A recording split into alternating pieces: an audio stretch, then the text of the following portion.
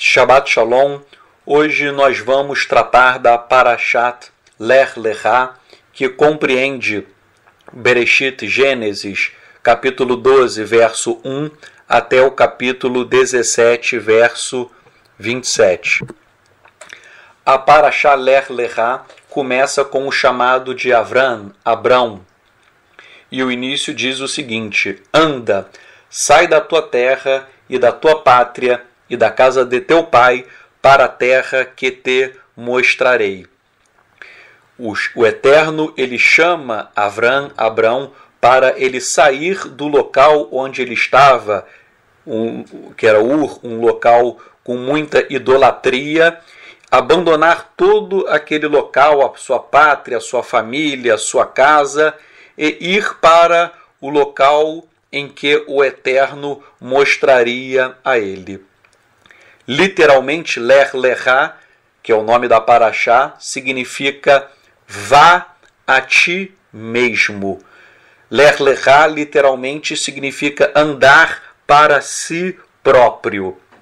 Ou seja, a nossa jornada existencial, ela começa com o andar para dentro de si, um caminhar para dentro da sua própria alma.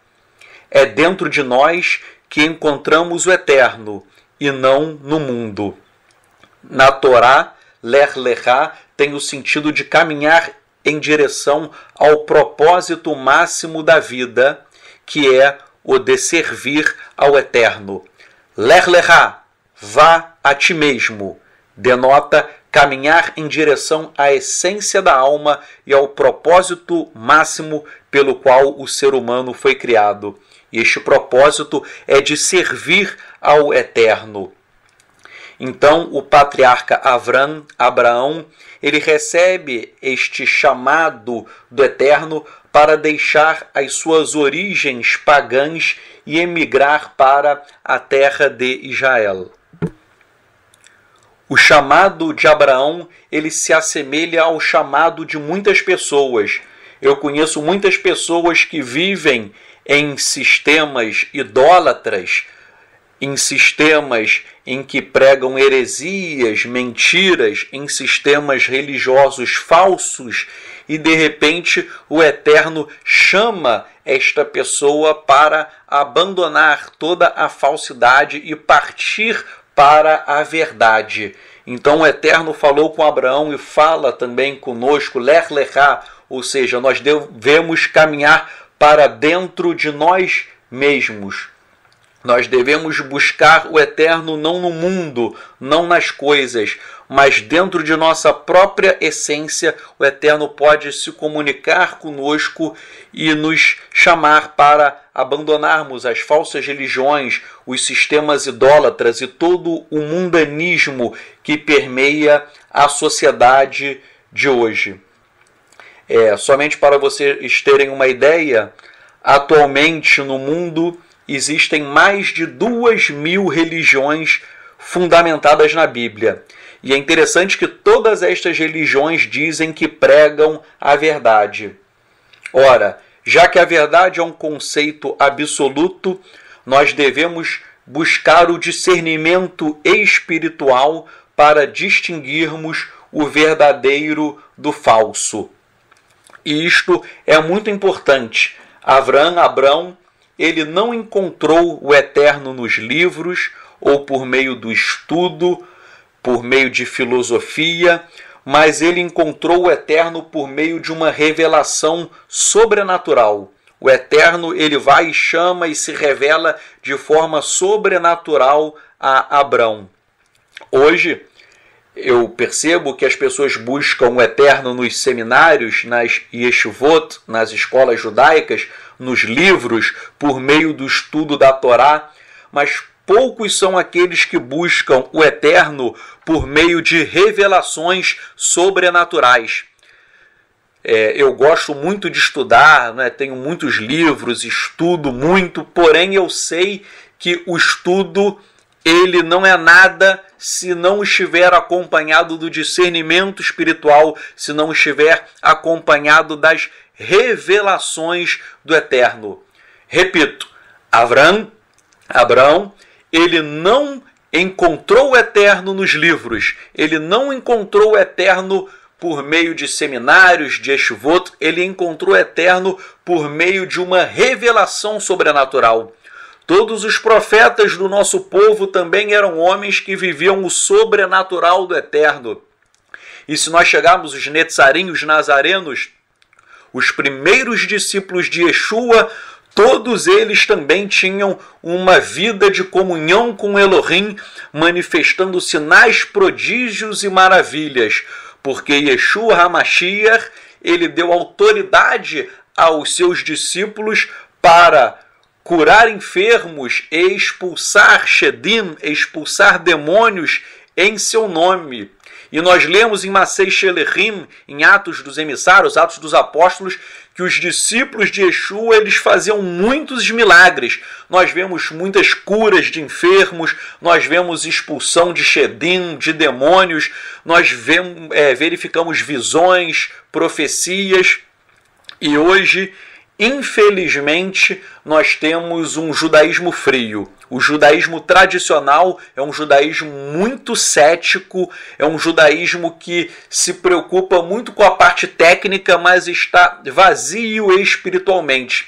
E por outro lado, no judaísmo messiânico, ou outros grupos judaicos que pregam Yeshua com mais diversos nomes, eu percebo que esses grupos judaicos também, nós não vemos sinais, prodígios e maravilhas, nós não vemos líderes com autoridade para curar enfermos em nome de Yeshua, expulsar shedim, expulsar os demônios. Nós vemos um judaísmo vazio, um judaísmo muito preocupado com o estudo, muito preocupado com o intelecto, mas a confiança no próprio intelecto, esta confiança excessiva na própria sabedoria humana, ela é um tipo também de idolatria, pois o homem de Elohim, ele não usa a sua inteligência para servir a Elohim, mas sim ele deixa que Elohim use a sua inteligência para os propósitos elevados. E é importante buscar o sobrenatural da Ruach HaKodesh, do Espírito do Eterno. Repito, hoje em dia nós verificamos no judaísmo messiânico, nazareno, nós vemos poucos sinais, prodígios e maravilhas, e nós devemos nos pautar no modelo das Escrituras, no modelo dos Ketuvim Netzarim, dos escritos nazarenos, conhecido popularmente como Novo Testamento, e lá nós vemos, em Yohanan Marcos, no Evangelho de Marcos, capítulo 16, Yeshua falou para seus discípulos: estes sinais seguirão aos que crerem. Em meu nome expulsarão demônios, falarão novas línguas, pegarão em serpentes, se beberem alguma substância mortífera, ela não lhes fará mal, e vocês imporão as mãos sobre os enfermos e eles serão curados. E no final do Evangelho de Marcos, diz que os discípulos eles iriam fazendo a obra do Eterno e os sinais miraculosos o seguiam, o acompanhavam. Então, nós devemos buscar esta parte sobrenatural, porque isso não é estranho ao judaísmo. Tanto é verdade que o nosso patriarca Avraham, ele viveu o sobrenatural do Eterno por meio de tantas e tantas revelações. Em Bereshit, na Parashá Bereshit, nós observamos, ela descreve o trabalho de Elohim. Na Parashá Noah, há a descrição dos esforços do homem, e na Parashá Lech Lechá, nós vemos a cooperação entre o homem e Elohim, entre Avram e Elohim. Nesta Parashá de hoje, nós vemos que o homem torna-se companheiro de Elohim na concretização dos planos do Eterno. Esta Parashá é de profundo relevo, porque ela descreve a vida de Avraham, que é o patriarca da nossa fé, é o patriarca da fé monoteísta e do povo de Israel. Avraham foi o primeiro homem a difundir com profundidade e a divulgar a crença no único e verdadeiro Elohim. E é este tipo de associação que o Eterno espera de nós. Avram e o Eterno andavam juntos. E nós, como discípulos de Yeshua HaMashiach, também devemos andar associados ao Eterno. De acordo com Pirkei Avot, capítulo 5, Mishnah 3, Avram foi testado pelo Eterno 10 vezes. Dentre estes 10 testes, os 2 primeiros não constam nas Escrituras, apesar de constarem da tradição judaica. O primeiro teste a que foi submetido Avraham, ele se refere a Nimrod. Nós vemos na paraxá passada que Nimrod foi aquele homem que criou sistemas religiosos falsos, que levou os homens a adorar vários deuses, que edificou a Torre de Babel, a Torre de Babel. Então, um homem que ele convencia as pessoas com as suas palavras a seguirem outros deuses. Então, ele foi o grande propagador da idolatria.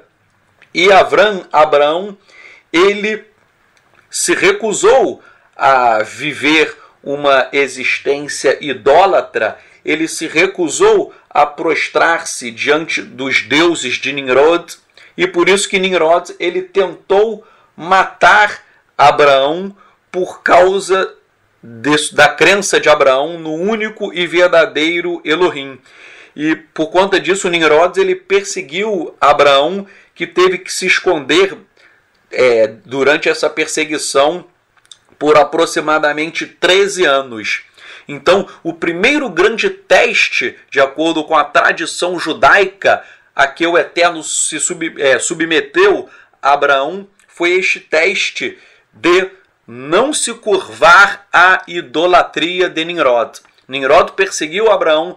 Abraão ele poderia, com medo da perseguição, ele poderia se tornar um idólatra, mas mesmo assim Abraão ele ficou firme e ele escapou de Nimrod. Durante 13 anos ele viveu fugindo e se escondendo para poupar a sua própria vida, mas ele preferiu até mesmo o risco de morrer a entregar-se à idolatria. E este é o primeiro teste, não é, que o Eterno propôs a Abraão para testar a sua fé, a sua emuná. E no segundo teste, é um teste em que Avram ele se recusou a prostrar-se perante um ídolo. E por ele ter se recusado a prostrar-se diante deste ídolo, Nimrod vai e lança Avram no fogo.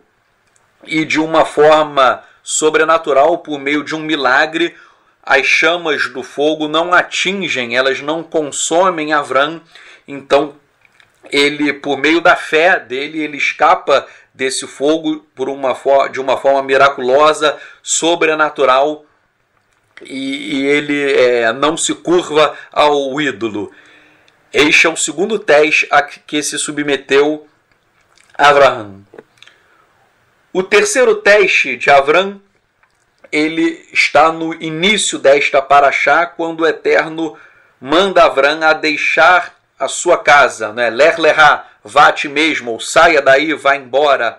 Avraham ele tem esse chamado para afastar-se da idolatria, do mundanismo, dos desejos da carne e até mesmo da prosperidade, pois a família de Avram era uma família muito próspera, ele morava em uma cidade muito rica e ele teria que abandonar aquele local para ir à terra que o Eterno havia prometido a ele, mas uma terra desconhecida.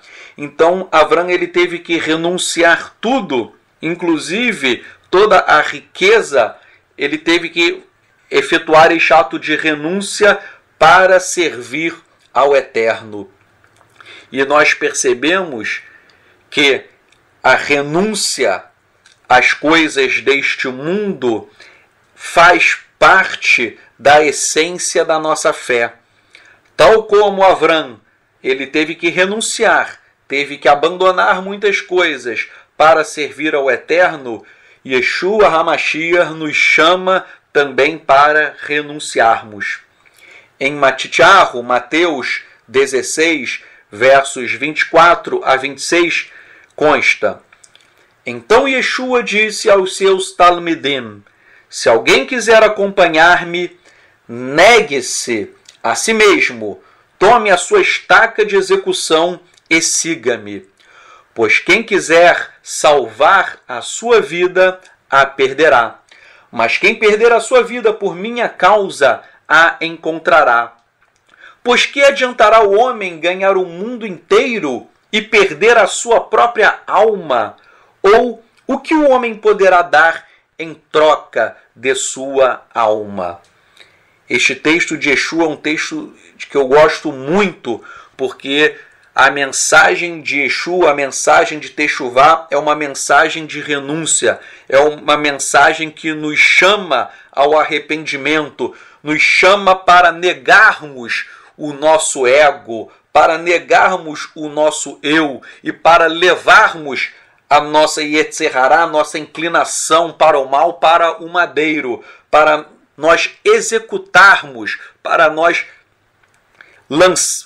destruirmos tudo aquilo que existe dentro de nós que nos leva a desobedecermos à vontade do Eterno.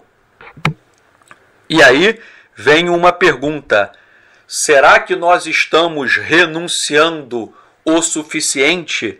Será que nós estamos abrindo mão de coisas que nós temos em prol do reino de Elohim, em prol de Yeshua HaMashiach? Isto é muito importante. O nosso patriarca Avram, ele saiu para o desconhecido. Ele não olhou para trás, ele deixou tudo o que ele tinha para ser um servo do Eterno. E da mesma maneira, para servirmos ao Eterno, para sermos discípulos de Yeshua, nós precisamos morrer. Morrer para o nosso ego, morrer para o mundanismo, morrer para o nosso egoísmo, morrer para a nossa inclinação para o mal. Em Bereshit, Gênesis, eu vou ler os primeiros versos, o verso 1 começa: E o Eterno disse a Avram: Saia de seu país, afaste-se de seus parentes e da casa de seu pai, e vá para a terra que eu mostrarei a você. Farei de você uma grande nação, eu o abençoarei, engrandecerei seu nome, e você será uma bênção. Abençoarei quem o abençoar, amaldiçoarei quem o amaldiçoar, e por seu intermédio todas as famílias da terra serão abençoadas. Aqui nós vemos o Eterno fazendo inúmeras promessas a Avraham. E no verso 7 consta: E apareceu o Eterno a Avraham e lhe disse: A tua semente darei esta terra.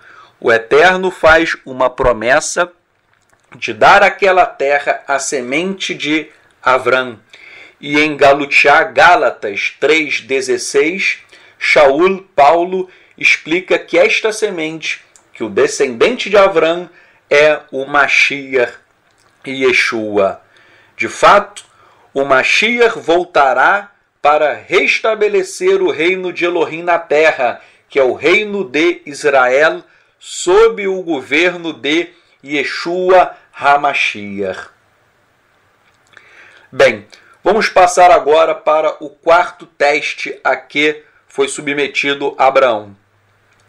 Narra a Torá que houve uma fome em Canaã, na terra de Canaã, como é conhecida em português, e em razão desta fome, Abrão, ele desceu ao Egito. É o que nós lemos em Bereshit, Gênesis 12, 10. Então, Abraão estava na terra prometida e ele desce para o Egito para se salvar daquela fome.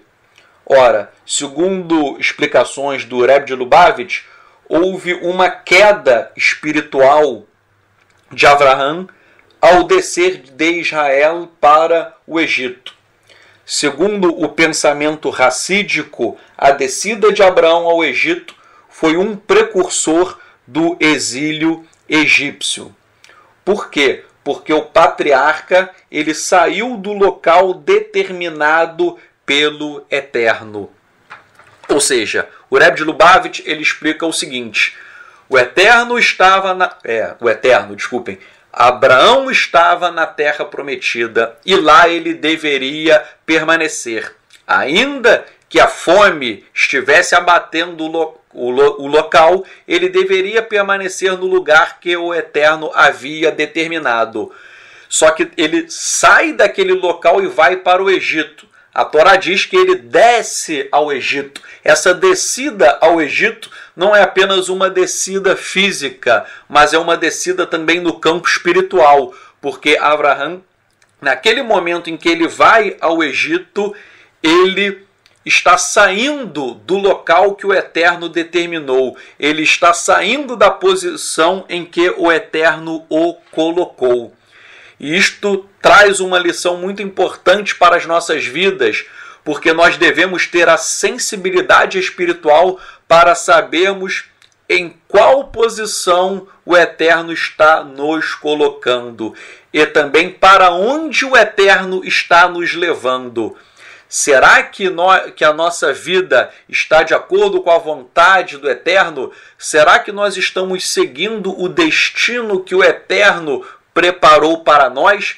Às vezes o Eterno quer que estejamos fazendo uma obra X e o ser humano ele pode terminar optando pela obra Y ou pela obra Z, ou seja, não está cumprindo a jornada que o Eterno preparou para ele. Então nós temos que ter esta sensibilidade espiritual de ouvirmos a voz de Elohim, de sabermos qual é o direcionamento do Eterno para nossas vidas e estarmos na posição em que o Eterno nos colocou.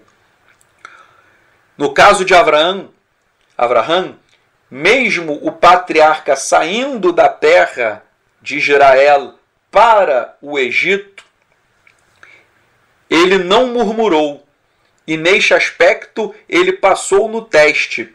Segundo o Midrash, em Bereshit Rabbah, capítulo 40, verso 2, o Midrash explica que apesar da dificuldade, apesar da fome, apesar de toda a circunstância difícil que viveu Abraão, e esta circunstância parecia contradizer a própria promessa feita pelo Eterno, mesmo assim, Abraão, ele, diz o Midrash, ele não se zangou e nem reclamou. Então nós vemos que mesmo Abraão saindo da posição que o Eterno o havia colocado, ele saiu sem murmurar, sem reclamar, sem se queixar. E isto é um fato muito positivo, porque muitas pessoas às vezes passam por adversidades na vida e quando vem a primeira prova, o primeiro teste, essas pessoas começam a murmurar, a reclamar, dizem que o Eterno não está olhando para elas, bate um desânimo, um desespero, essas pessoas ficam tristes, ficam melancólicas, e o nosso patriarca, ele não se zangou, ele não reclamou, ele manteve-se firme. E ele já estava, então, a partir daí, passando a ser provado pelo Eterno no quinto teste. O quinto teste de fé de Abraão foi quando ele chega ao Egito, os egípcios veem que a sua mulher, a sua esposa, Sarai, era muito bela, muito formosa, e Abraão fica com medo de os egípcios o matarem e levarem a sua esposa cativa. Então ele diz para Sarai, olha, você fala que é minha irmã, e daí eles pouparão a minha vida.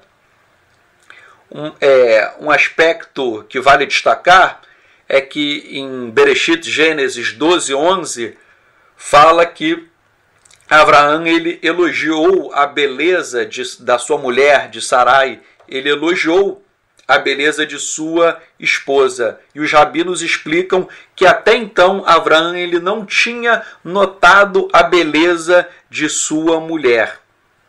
Ele não havia notado esta beleza, mas ele sabia que os egípcios a achariam formosa. E isso nos traz uma lição de vida, não é? Que nós devemos olhar para a beldade das nossas esposas. O marido não deve fechar os olhos para a sua mulher. Quando um homem não elogia mais a sua esposa e não mais enxerga a sua beleza, principalmente a sua beleza espiritual, ele está abrindo as portas para olhar outras mulheres e aí o caminho fica aberto para o adultério. O nosso Mashiach Yeshua, ele escreveu que o divórcio ele decorre da dureza dos corações humanos. Então nós devemos valorizar o nosso casamento, valorizar a nossa esposa, tal como Avraham ele viu que a sua mulher era bela, nós devemos enxergar a beleza, cada um deve observar a beleza de sua esposa, nós devemos cultivar o nosso casamento e não deixar que os nossos corações eles fiquem endurecidos, porque a dureza do coração ela esfria o matrimônio e isso faz com que estejam abertas as portas do adultério, e o adultério é algo abominável para o Eterno. Devemos seguir a seguinte diretriz talmúdica que consta do Masechet Yevamot 62b, que diz que um homem deve honrar mais a sua esposa do que a si próprio. Bem, voltando ao episódio, né, em que eu disse que Avraham falou para sua mulher Sarai para que ela dissesse aos egípcios que ela era sua irmã, e ele disse isso para poupar, para salvar a sua própria vida. Ora, quanto a isso há uma discussão rabínica. Os rabinos perguntam: como pôde Abrão dizer que Sara era sua irmã para salvar sua própria vida, colocando-a sob risco de ser capturada? Ou seja, por que Abraão ele fez isso? Por que ele a induziu a falar um fato que não seria verídico? O rabino Abarbanel ele explica que Abraão ele estava pronto a sacrificar a sua própria vida para que Sarai não fosse sequestrada. Porém, Abraão ele percebeu que os egípcios de qualquer forma iriam sequestrá-la e iriam da mesma forma matá-lo. Então Abraão pensou: se o sequestro é inevitável, é melhor dizer que Sara é minha irmã para que eu salve a minha própria vida. Ou seja, para Abarbanel, Abraão ele sabia o seguinte: ora, de qualquer forma vão me matar, e de qualquer forma minha esposa será levada cativa. Então, se de qualquer forma ela vai ser levada cativa, e se isso é um fato inevitável, é melhor eu salvar a minha vida. E esta é a razão pela qual ele disse para Sara falar que era a sua irmã. Esta é a explicação do rabino Abarbanel. Por outro lado, eu particularmente concordo com a explicação de Moshe ben Narman, conhecido como Narmânides, e este rabino diz o seguinte, que esta deturpação, que quando Avraham disse que Sara era sua irmã, que Avraham ele cometeu um grande pecado ao colocar sua íntegra esposa em uma situação difícil para tentar salvar a sua própria vida. Narmânides diz o seguinte, que Abraão ele deveria ter confiado em Elohim e em sua salvação. A saída de Abraão do Egito por causa da fome também foi um pecado, já que poderia ter confiado em Elohim que o livraria da fome. Ou seja, para Moshe ben Narman, conhecido como Narmânides, Abraão ele não deveria ter dito que Sarai era sua irmã. Ele deveria ter fé que Elohim iria salvar a vida dele e iria poupar a sua esposa do cativeiro egípcio, do sequestro promovido pelos egípcios. E Narmânides explica que Abraão também errou, porque quando a fome abateu a terra, ele não deveria ter ido para o Egito. Ele deveria ter confiado no Eterno. E isto também fala muito aos nossos corações, porque nós devemos confiar no Eterno, ainda que estejamos em meio às tribulações. Então, os egípcios levam Sarai, levam a mulher de Abraão para o faraó, e o faraó poderia ter consumado relações sexuais com ela, porém, antes que isso acontecesse, lá em Bereshit, Gênesis 12, 17, nós lemos que o Eterno infligiu graves pragas ao faraó e à sua casa por causa de Sara, e o faraó termina liberando Sara. Então, de acordo com os ensinamentos rabínicos, antes que o faraó tocasse em Sara, ela foi poupada. E ensinam os rabinos ainda que este ato de hesed, de misericórdia do Eterno, ocorreu em virtude do mérito, da virtude de Sara. Sara era uma mulher muito virtuosa, razão pela qual o Eterno impediu que o faraó tivesse qualquer tipo de relações sexuais com ela. Então o Eterno manda pragas para o faraó e para a casa de Faraó, e o Faraó, sabendo disso, ele termina liberando Sara. Já no capítulo 13 de Bereshit, Gênesis, capítulo 13, versos 14 a 18, nós vemos que Elohim ele promete a terra a Avram, a terra de Israel. Os muçulmanos, muitos povos árabes dizem que a terra pertence a eles, que a Palestina pertence a eles. Nós vemos que a terra de Israel foi dada ao nosso povo em possessão perpétua, em possessão eterna.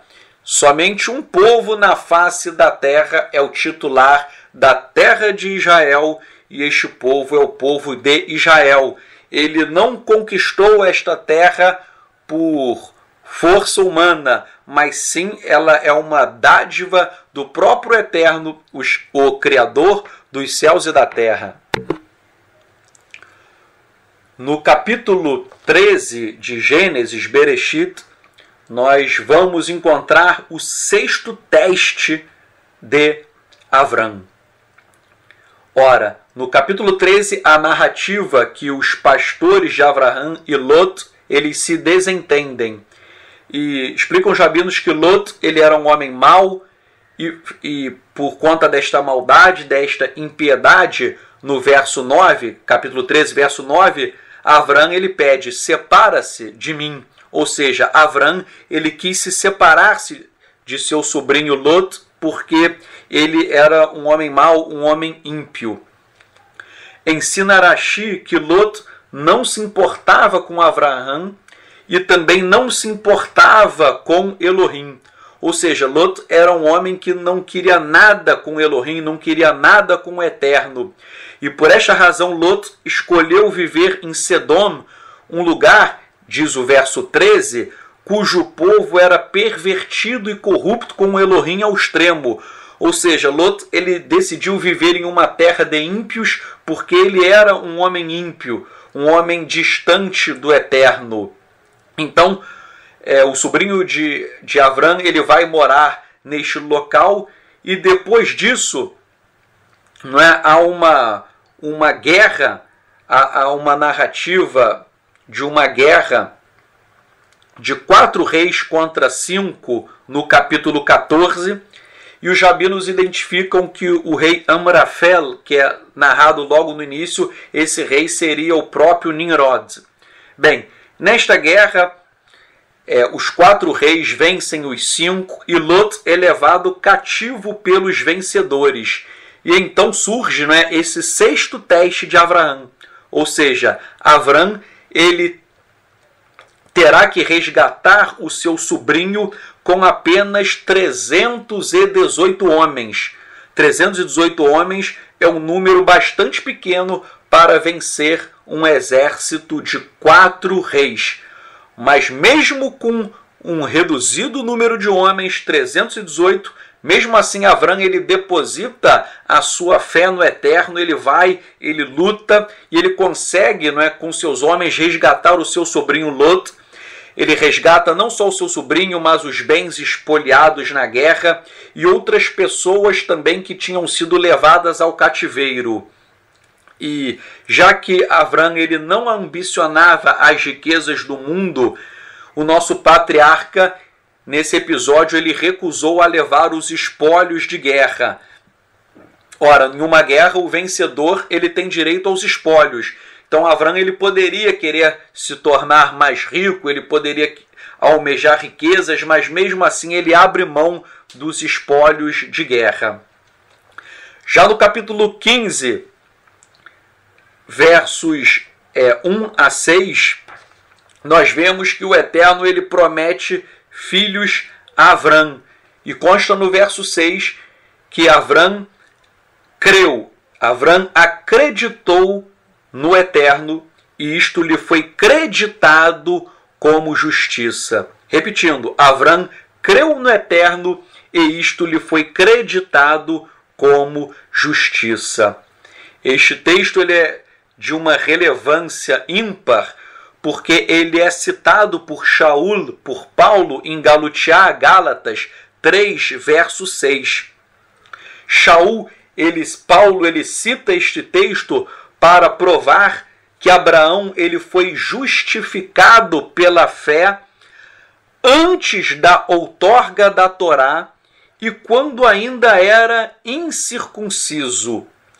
E por tal razão, os gentios incircuncisos também foram justificados pela fé, pela emuná em Yeshua HaMashiach. E estes gentios não poderiam ser compelidos à circuncisão. O raciocínio de Shaul, de Paulo, é o seguinte: o nosso patriarca Abraão, antes da Torá e antes até mesmo de ser circuncidado, ele foi considerado justo pelo Eterno. Por quê? Diz a Torá, porque ele creu no Eterno e isto lhe foi creditado como justiça.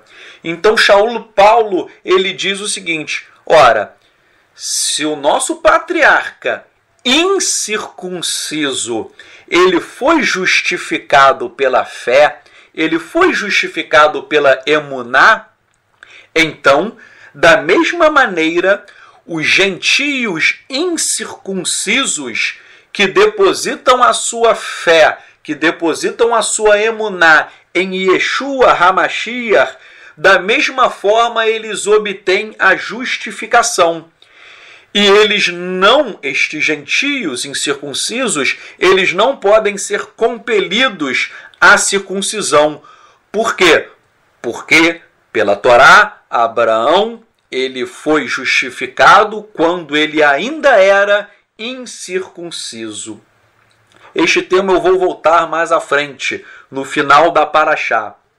Bem, indo para o 7º teste. O 7º teste do Eterno em relação a Abraão, que consta em Bereshit, Gênesis, capítulo 15, versos 17 a 21, nós verificamos que o Eterno faz uma aliança com Abraão e animais são partidos, e cada metade do animal é colocada uma de frente para a outra.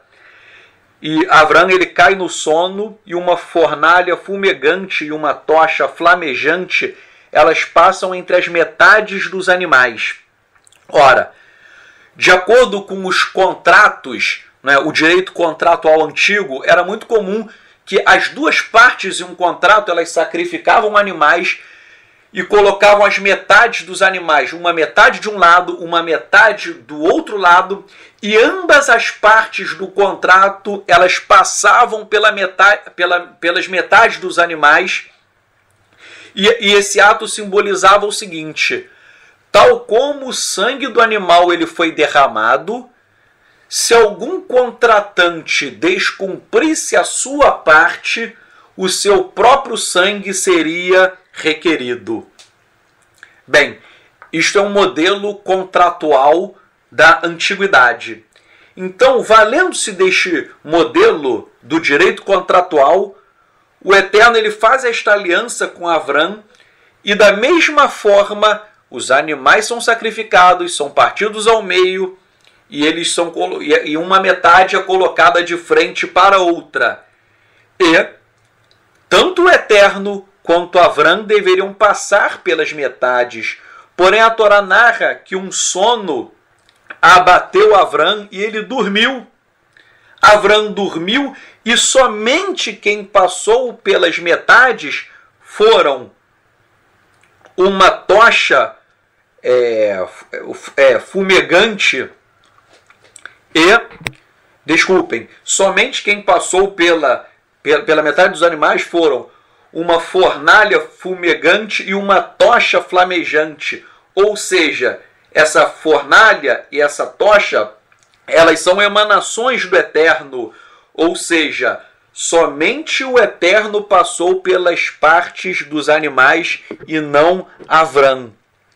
Razão pela qual a aliança com Avraham, feita pelo Eterno, é uma aliança unilateral, incondicional e irrevogável.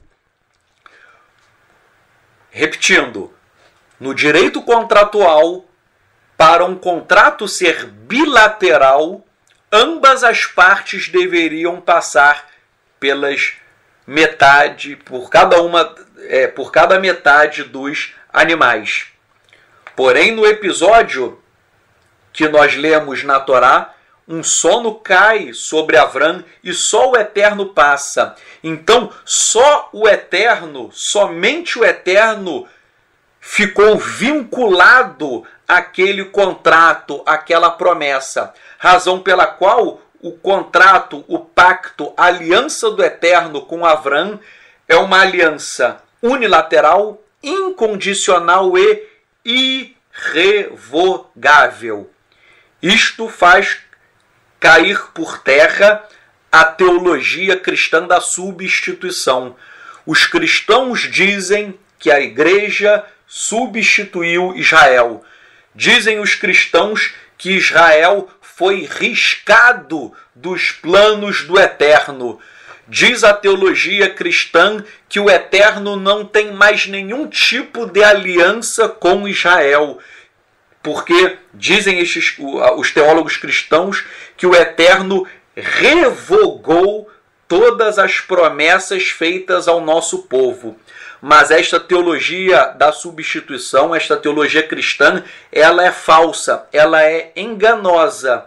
Por quê? Porque nós lemos na Torá que a promessa feita ao patriarca do nosso povo é uma promessa unilateral, incondicional e irrevogável. Ou seja, o Eterno nunca irá desfazer, ele nunca irá anular o pacto feito com o patriarca do nosso povo, que é um pacto do nosso povo também. Por tal razão, nos Ketuvim Netzarim, nos escritos nazarenos, conhecidos popularmente como o Novo Testamento, em Romaiá, Romanos 11, versos 26 e 29, Paulo, ele explica que todo o Israel será salvo. No fim dos tempos, todo Israel será salvo. E Shaul diz, por quê? Porque a vocação e o chamado de Israel, eles são irrevogáveis. No capítulo 17 de Bereshit, Gênesis, o capítulo último da Parashá, nós temos dois assuntos relevantes. O primeiro assunto é a mudança de nome do nosso patriarca e da nossa matriarca. E o segundo assunto importante é a aliança da circuncisão. Primeiramente, Abrão, tem o seu nome mudado para Avraham, em português, Abraão. Por quê? Em hebraico, Avram significa pai exaltado e Avraham significa pai de muitos, pai de uma multidão das nações. Ora, o Eterno mudou o nome do nosso patriarca, e porque agora ele se tornaria o pai de uma multidão de nações. Nós sabemos que até então Avrão ele contava com a promessa do Eterno de gerar descendentes de sua mulher Sarai. E o Eterno faz essa promessa, promete filhos, promete descendentes ao nosso patriarca. E ele que queria, não tinha nenhum filho com Sarai, sua esposa, ele recebe essa promessa de ser o pai de uma multidão de nações. E é interessante observar que todas as três grandes religiões monoteístas, que são o judaísmo, o cristianismo e o islamismo, todas essas três grandes religiões monoteístas chamam Abraão de pai. Nós vemos que o nosso povo ele é um povo com muitas pessoas. O povo do Eterno é um povo que foi perseguido ao longo da história, mas nenhuma sociedade conseguiu dizimar e nem conseguirá dizimar o povo de Israel, porque o nosso povo é o povo escolhido pelo Eterno. E a promessa do Eterno para Avraham de que ele seria o pai de muitas nações, de muitas pessoas, é uma promessa irrevogável. Então, Avrão tem o seu nome mudado para Avraham. Por sua vez, a nossa matriarca Sarai tem o seu nome mudado para Sara. Sarai significa minha princesa e Sara significa princesa. Ou seja, enquanto Avraham tornou-se um príncipe, o pai de muitas nações, Sara tornou-se a princesa de toda a humanidade. Sarai significa minha princesa, ou seja, ela era princesa apenas de Abrão. Mas agora ela não é minha princesa, agora ela é a princesa. Agora Sara é a princesa não só de Abraão, mas agora ela se tornou a princesa de toda a humanidade. Muitas pessoas não sabem, mas mudança de nome significa mudança de destino, mudança de vocação. Significa que o Eterno ele quer cumprir um propósito relevante na vida da pessoa. Por exemplo, no Talmud Masechet Rosh Hashanah 16b está escrito: 4 coisas anulam a sentença decretada a um homem: a tzedakah, geralmente traduzido como caridade, a oração, a mudança de nome e a mudança de comportamento. Ou seja, a mudança de nome ela implica mudança de destino. Todas as promessas feitas pelo Eterno seriam cumpridas. E uma prova disso é que Sara, com 90 anos de idade, ela irá engravidar e irá dar luz a Isaac. E isto, obviamente, uma mulher com 90 anos de idade dando luz a um filho, obviamente isto é um nascimento miraculoso. Ainda no capítulo 17, o Eterno ordena a circuncisão, a Brit Milá de Avraham. Não só a Brit Milá, a circuncisão de Avraham, mas a circuncisão também de toda a sua parentela e até mesmo dos escravos nascidos em sua casa ou comprados com dinheiro. Falou o Eterno o seguinte: o meu pacto estará na tua carne, uma aliança eterna. Gênesis, Bereshit 17, verso 13. Repetindo, o meu pacto estará na tua carne, uma aliança eterna. Esta é a aliança da circuncisão, a Brit Milá.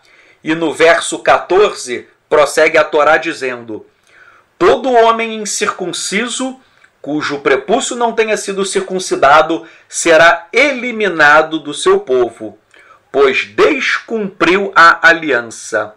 Ou seja, nós vemos aqui que o Eterno ele fez um pacto, uma aliança de circuncisão com Abraão, com os seus descendentes, até mesmo com os escravos nascidos em sua casa e comprados com seu dinheiro. E nós lemos na Torá que Abraão ele não hesita, no mesmo dia ele faz a circuncisão de todos os homens, não é? Dele, de Ismael, dos escravos comprados ou nascidos em sua casa, lembrando-se que isso foi um teste, não é? Isso foi um teste de fé, o 7º teste pelo qual passou Abraão, porque Abraão já estava com 99 anos de idade. Então imaginem, fazer uma circuncisão em um homem de 99 anos de idade não é algo nada fácil, ainda mais naquela época que não havia anestesia, não havia nada. Ou seja, era na raça, na coragem, era na emuná, com bastante fé. Então o nosso patriarca não hesita e promove a circuncisão. Em Bereshit 17, Gênesis 17, 1, está escrito o seguinte, que o Eterno diz para Abraão o seguinte, sê perfeito. E os rabinos dizem, ora, o que tornaria Abraão perfeito? Repetindo, o capítulo 17, verso 1, o Eterno diz para Abraão, sê perfeito, seja perfeito.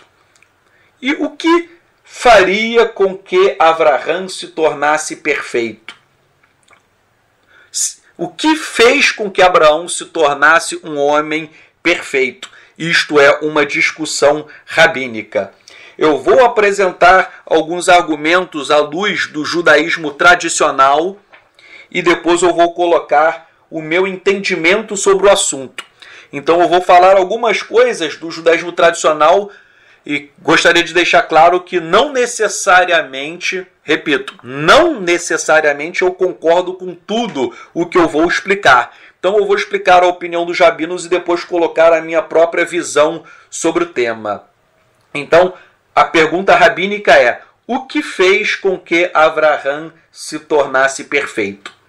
Rashi, o rabino Rashi, explica que o Eterno somente considerou Abraão perfeito após a circuncisão. Para Rashi, antes da circuncisão, o Eterno reputava Abraão como sendo imperfeito. Após a Brit Milá, após a circuncisão, o patriarca alcançou a perfeição. Ou seja, segundo Rashi, Abraão era um homem imperfeito. Após a circuncisão, ele se tornou perfeito. Conclusão, a perfeição ela é um resultado da circuncisão. No Talmud, no Masechet Nedarim 31a, está escrito que a circuncisão é maior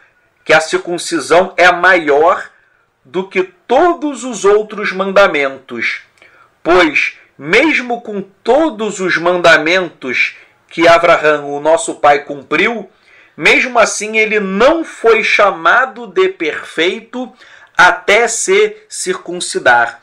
Ou seja, Nedarim 31a diz o seguinte, que por mais que Abraão fosse um homem que cumprisse a vontade do Eterno, ele somente foi considerado perfeito quando ele fez a circuncisão. Então, a circuncisão é quem o tornou perfeito. Por sua vez, em Nedarim 32a, está dizendo o seguinte, a circuncisão é um grande mandamento, pois ninguém jamais se ocupou tanto com os mandamentos como Abraão, nosso pai, e ainda assim ele foi chamado de perfeito por causa da circuncisão. Ou seja, deste capítulo do Talmud, extrai-se que a prática da circuncisão é tão importante que equivale à observância de todos os mandamentos da Torá. Isto é, de acordo com o Talmud, Abraham alcançou a perfeição unicamente com a circuncisão. O judaísmo rabínico explica que a circuncisão é o símbolo, a prova e a condição para alguém entrar na aliança que o Eterno estabeleceu com o patriarca Abraham. Explica o judaísmo rabínico que pela circuncisão o israelita estará realmente comprometido num pacto indissolúvel com Elohim. Todo este pensamento rabínico gerou um grande problema no início da comunidade dos Netzarim, dos Nazarenos, no primeiro século. Por quê? Porque os gentios que se convertiam ao judaísmo e testemunhavam que Yeshua é o Mashiach, eles tinham um problema. Ora, os judeus pensavam: como nós vamos admitir gentios, já que eles são incircuncisos? Repito, no âmbito dos discípulos de Yeshua, os judeus, toda a liderança era judaica, os judeus pensavam: como nós vamos receber os gentios se eles são incircuncisos? Ora, pensavam, se a condição para o ingresso na aliança com Abraham é a circuncisão, como é que nós iremos admitir gentios se eles são incircuncisos? Então, será que nós devemos circuncidar os gentios?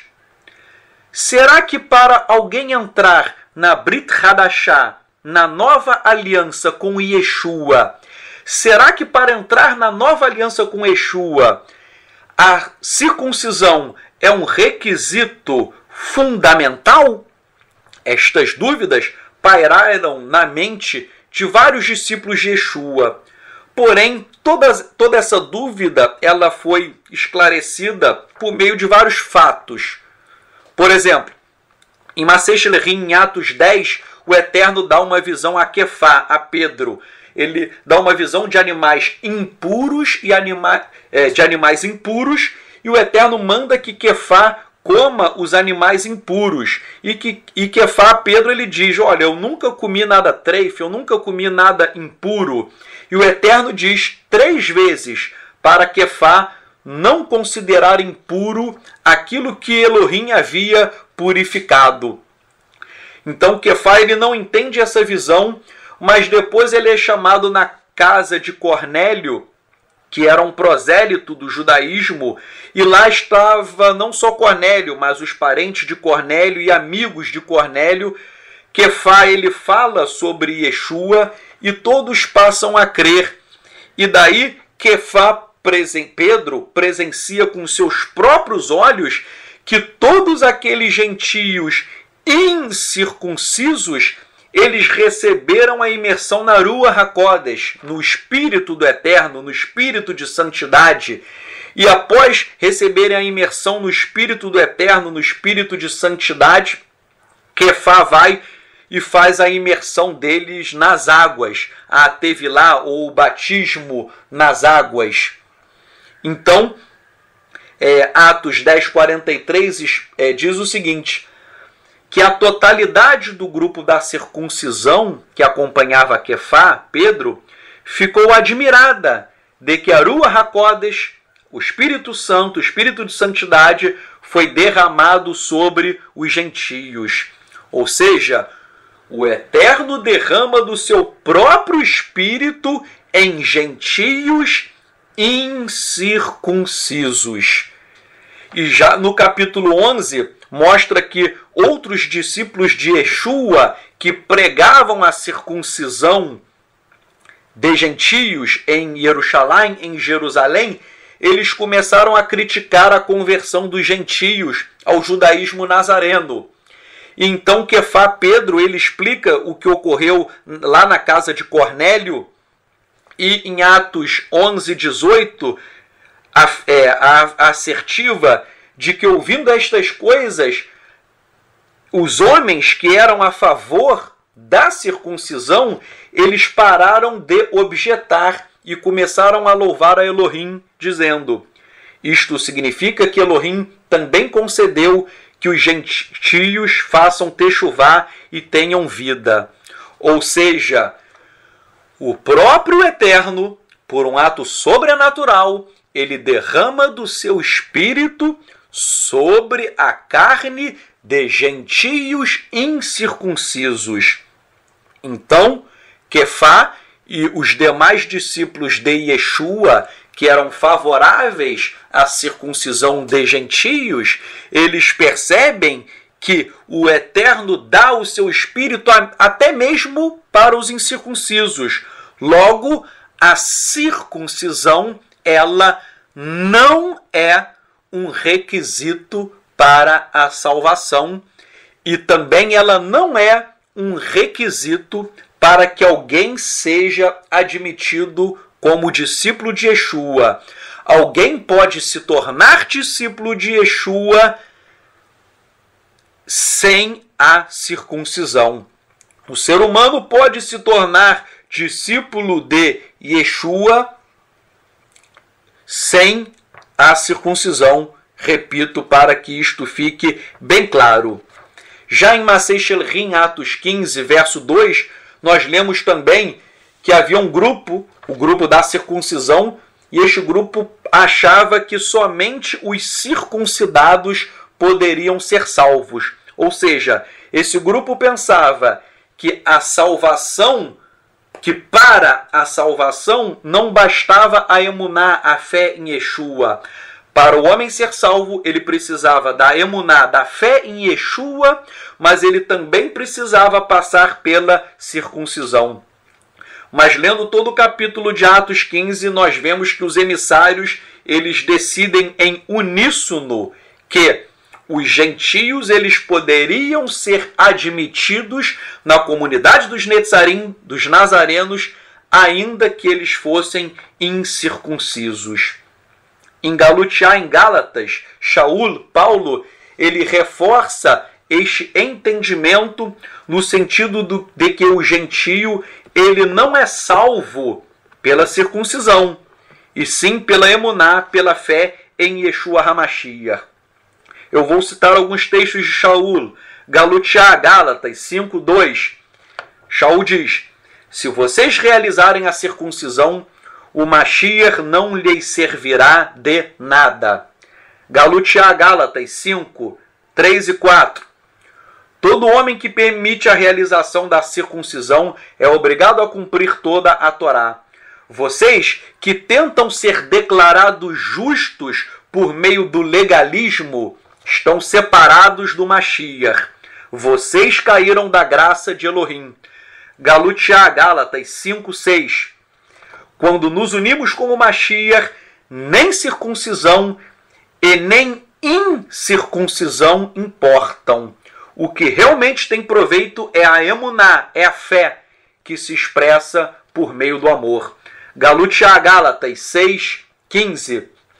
Não importa ser circuncidado ou não. O que importa é ser uma nova criação.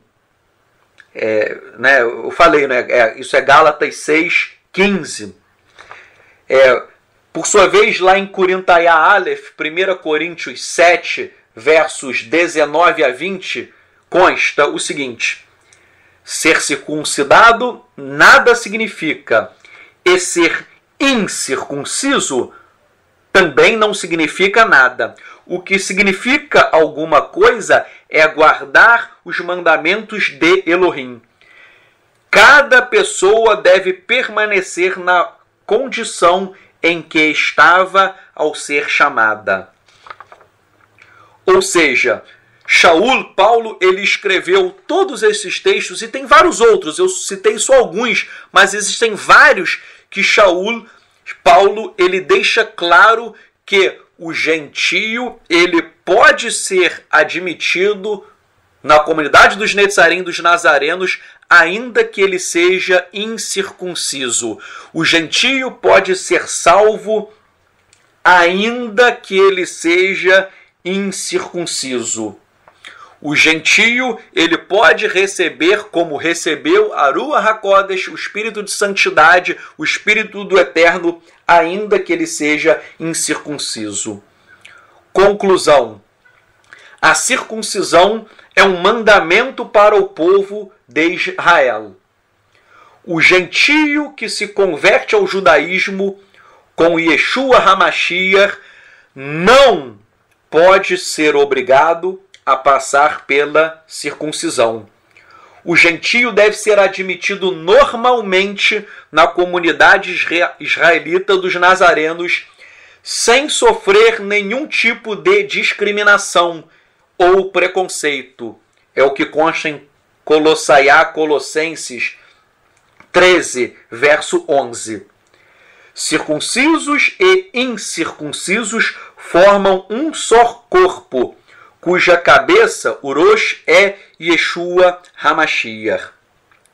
Todos os textos que eu citei, da Brit Hadashah, do Novo Testamento, entre aspas, todos esses textos que eu citei, eles não foram inventados pelos discípulos de Yeshua, mas todos eles possuem fundamento no próprio Tanar. Sim, vejamos. A Torá em Devarim, Deuteronômio 10, verso 16, e capítulo 30, verso 6, consta da Torá que o Eterno sempre apregoou que ele quer a circuncisão do coração. Esses textos da Torá dizem que o Eterno ele sempre almejou a circuncisão do coração.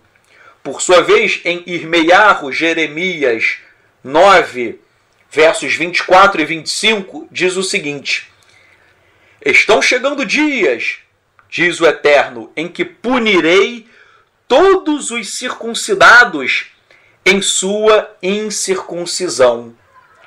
Pois, ainda que todos os gentios sejam incircuncisos, toda a casa de Israel possui o coração incircunciso.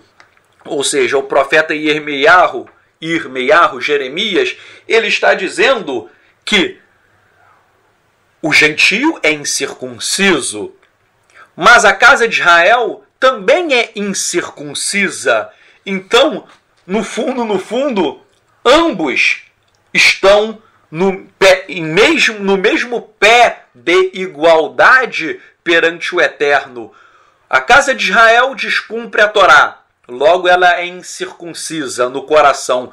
O gentio também é incircunciso, ou seja, o Eterno diz que o povo dele, apesar de ser circuncidado na carne, é reputado, é considerado incircunciso.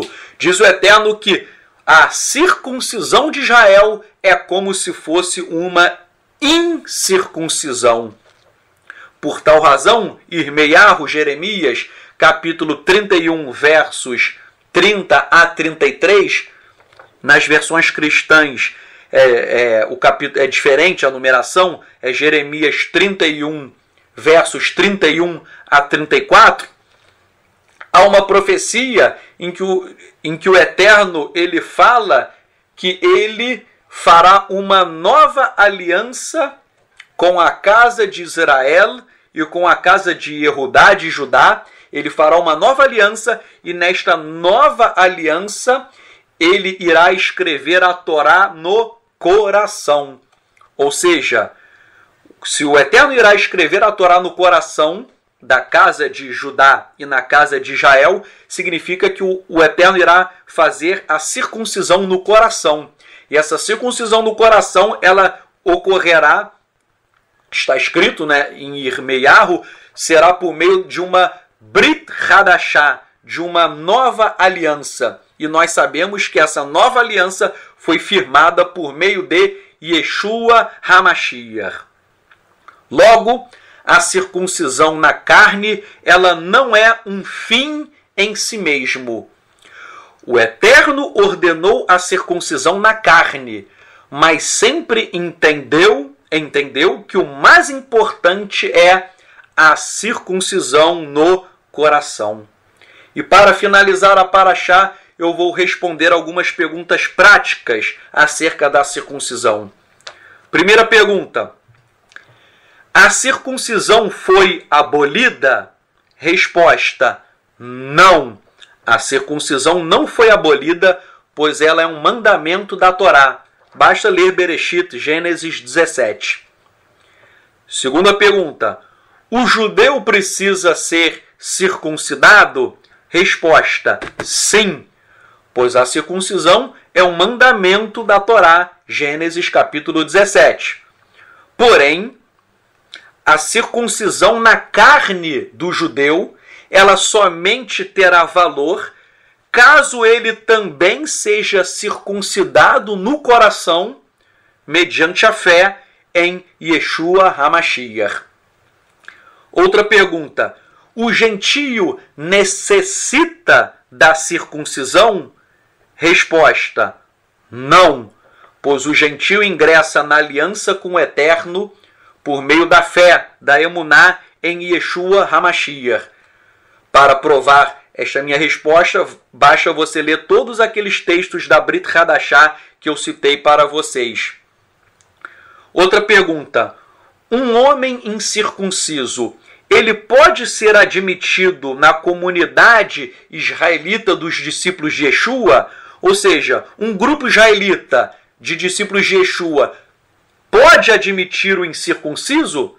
Resposta: claro que sim. Por quê? Porque Elohim não faz acepção de pessoas, conforme nós lemos no livro de Atos, que judeus e gentios, circuncisos e incircuncisos, todos eles estavam juntos, cumprindo a Torá e seguindo e testemunhando Yeshua HaMashiach.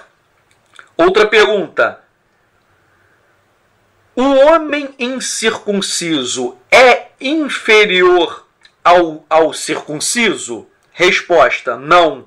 Por quê? Porque o Eterno não faz acepção de pessoas. Como escreveu Shaul, não importa a circuncisão ou a incircuncisão, o que verdadeiramente importa é você ser uma nova criação e você cumprir os mandamentos de Elohim. Outra pergunta: deve ser compelido o gentio incircunciso a se submeter à circuncisão? Ou seja, nós devemos obrigar um gentio a passar pela circuncisão? A resposta é não. Repito o texto de Shaul: cada um permaneça com a vocação com que foi chamado. Se você foi chamado circunciso, permaneça circunciso. Mas se você foi chamado incircunciso, você pode permanecer assim. Ninguém pode te obrigar a passar pela circuncisão. E a última pergunta: e se um gentio voluntariamente quiser ser circuncidado, ele pode receber a circuncisão? Respondo eu: depende do motivo. Ora, a pergunta, só para você entender: o gentio está em uma comunidade judaica. Ninguém está obrigando ele a ser circuncidado, mas ele voluntariamente quer ser circuncidado. Ele pode ser circuncidado voluntariamente? Respondo eu: depende. Depende do motivo. Se o gentio ele quer ser circuncidado para virar judeu e se sentir um ser superior, esta circuncisão é um absurdo. Eu estou dizendo isso porque há muitas pessoas que eu conheço que querem ser circuncidados porque acham que serão pessoas mais abençoadas pelo fato da circuncisão, pelo fato de serem judeus. Não é? Então, ser circuncidado achando que você vai se tornar um ser superior, achando que você receberá mais bênçãos, isso é um absurdo. Não deve ser feita a circuncisão em uma pessoa que pensa assim. Também não deve ser feita a circuncisão do gentio que quer ser circuncidado por moda. Infelizmente, hoje em dia, virou um modismo a circuncisão e muita gente, a pessoa acabou de entrar em uma comunidade israelita, a pessoa quer, eu quero ser circuncidado. Por quê? Porque todo mundo eu também quero ser. eu acho legal, está na moda. Ora, uma circuncisão desse tipo também é abominável. Outra circuncisão do gentio que é abominável é o gentio que acha que ele só será salvo por meio da circuncisão. Por que você quer ser circuncidado? Há gentios que pensam, eu quero ser circuncidado para ser salvo. Ora, se o gentio acha que a salvação dele depende da circuncisão, eu repito para ele o que falou Paulo. Ora, se você faz isso, você está negando o próprio sacrifício de Yeshua HaMashiach, porque você está achando que o Mashiach, o Messias Yeshua, é insuficiente para a sua salvação. Então a nossa salvação vem pela graça do Eterno, por meio da emuná, por meio da fé em Yeshua HaMashiach. A circuncisão ela não é mágica. Eu sou circuncidado, agora eu sou salvo. Isso é um absurdo. Outro absurdo também. Há pessoas que acham que somente ingressarão na nova aliança por meio da circuncisão. Eu quero ser circuncidado porque com a Brit Milá eu ingresso na nova aliança. Ora, os escritos nazarenos, o Novo Testamento é muito claro que a nova aliança ela independe da circuncisão. O incircunciso ele ingressa na nova aliança por meio da fé da emuná em Yeshua HaMashiach. Outro absurdo que eu tenho visto. Há congregações judaico-messiânicas e outras congregações judaicas que dizem que seguem Yeshua, que elas não obrigam o gentio à circuncisão. Elas dizem, olha, nós não te obrigamos à circuncisão. Porém, você só será consagrado líder se fizer a circuncisão. Então, estas comunidades, elas de uma forma reflexa, elas dizem que não obrigam, mas elas só consagram a pessoa caso ela faça a circuncisão. Então, no fundo, isto é uma pressão disfarçada. O gentio termina... por que você vai fazer a circuncisão? Eu vou fazer a circuncisão para virar Rosh. Eu vou fazer a circuncisão para virar rabino. Eu vou fazer a circuncisão para virar moré, para virar professor.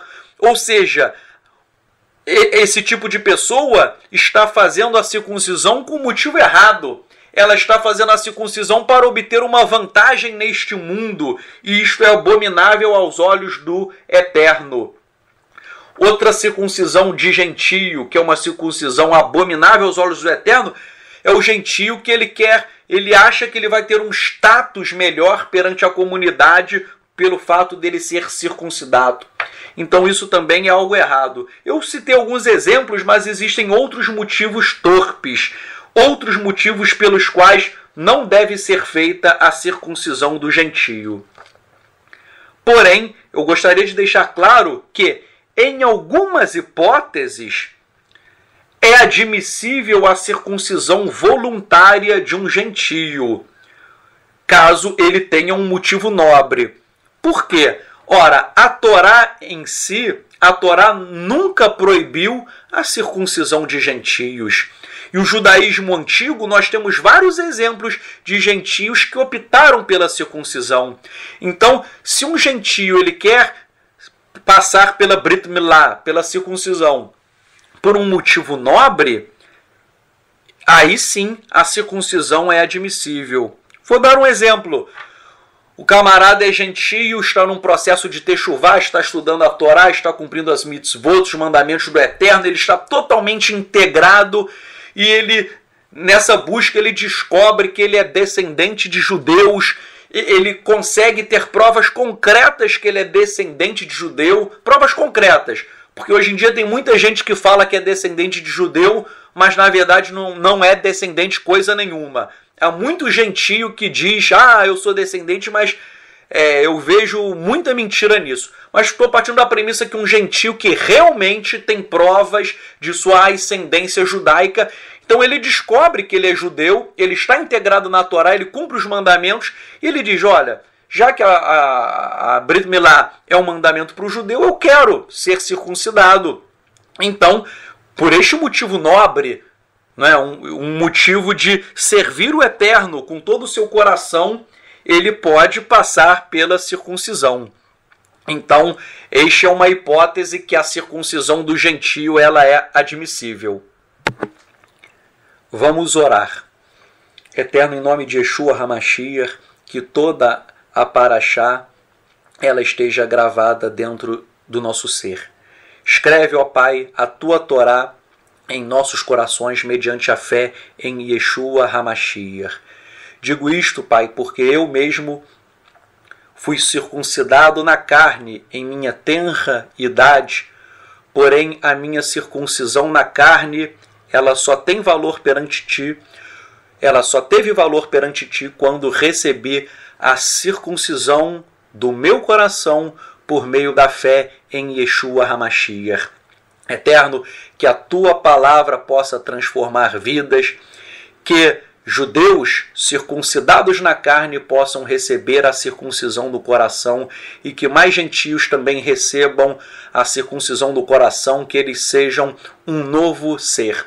Abençoa a comunidade dos Netzarim, dos Nazarenos, abençoa o teu povo de Israel e que todos nós, Pai, judeus e gentios, possamos estar juntos professando a nossa fé em Yeshua. Eu oro também, Pai, em nome de Yeshua HaMashiach, pela salvação do meu povo, do povo de Israel, que o Senhor abra os olhos e, tal como o Senhor cegou Shaul, Paulo, e depois as escamas dos olhos dele caíram, que as escamas dos olhos do nosso povo, essas escamas caiam e o nosso povo possa enxergar que Yeshua é o Mashiach e o Senhor possa escrever a tua Torá em nossos corações para nós cumprirmos todas as tuas mitzvot.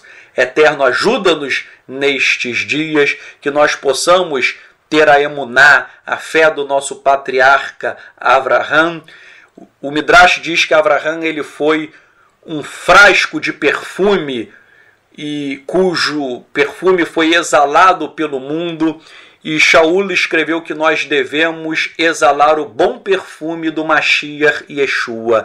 Ajuda-nos, Pai, como Talmidim, como discípulos de Yeshua, a lançarmos, a exalarmos para todas as pessoas o bom perfume de Yeshua HaMashiach, externando o fruto da Ruach HaKodesh, que é amor, Shalom, paz, alegria, bondade, benignidade, emuná, fé, mansidão, temperança, domínio próprio, que nós sejamos conhecidos pelo amor, pois o discípulo de Yeshua deve externar amor a todos os seres humanos, inclusive até mesmo em relação aos nossos inimigos. Que o Senhor coloque em nossos corações o amor que muitas vezes nós não temos e que nós possamos cumprir a nossa vocação de sermos luz do mundo, de sermos sal da terra, pregando a Torá e testemunhando que Yeshua é o Mashiach.